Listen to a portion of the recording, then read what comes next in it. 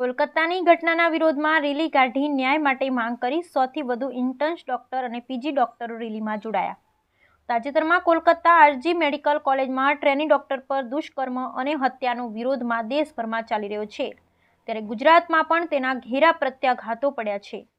ડોક્ટરોએ આવી ઘટના મામલે ઉગ્ર વિરોધ નોંધાવી રહ્યા છે. ખેડા જિલ્લામાં પણ ડોક્ટર એસોસિએશનના 350થી વધુ ડોક્ટરો સાયલેન્ટલી વિરોધ કરી પોતાનો રોષ વ્યક્ત કર્યો છે. જ્યારે નડિયાદની DDU faculty of dental college દ્વારા આ મામલે રેલી કાઢી ન્યાય માટે માંગ કરી છે. આ રેલીમાં 100થી વધુ ઇન્ટર્ન્સ ડોક્ટરો અને પીજી ડોક્ટરો જોડાયા છે.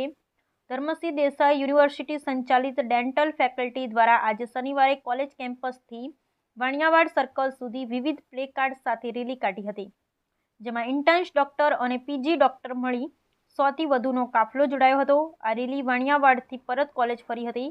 વી વોન્ટ જસ્ટિસની માંગ સાથે રોડ પર સૂત્રોચ્ચાર કરવામાં આવ્યો. આ ઉપરાંત 24 કલાક સુધી ઓપીડી પણ બંધ રાખવામાં આવી. આમ નો ઓપીડીનો પેશન્ટ થકી આ ઘટનાનો વિરોધ કર્યો હતો. Bureau report Naresh Ganwani, Halar express news, Nadiad. નમસ્કાર, મારું નામ ડૉક્ટર કાર્તિક સિનોજા છે અને અમે લોકો આજે નડિયાદમાં જે ડેન્ટિસ્ટ એસોસિએશન છે એમાંથી આ રેલી કાઢી છે. જે કંઈ પણ થયું છે કોલકાતામાં એ અમાનવીય છે અને અસ્વીકાર્ય છે. હું ખાલી બધાને એટલું જ કહેવા માગીશ કે અગર આવીને આવી ઘટના જો વારે વારે બનતી રહેશે તો કદાચ માણસ પરથી જ ભરોસો ઉઠી જશે અને રોબોટ્સ થઈ જશું આપણે, આઈ ગેસ. વધારે નહીં કહેવા માગું. આ બધું જે કંઈ પણ થઈ રહ્યું છે અગેન અમાનવીય અને અસ્વીકાર્ય છે.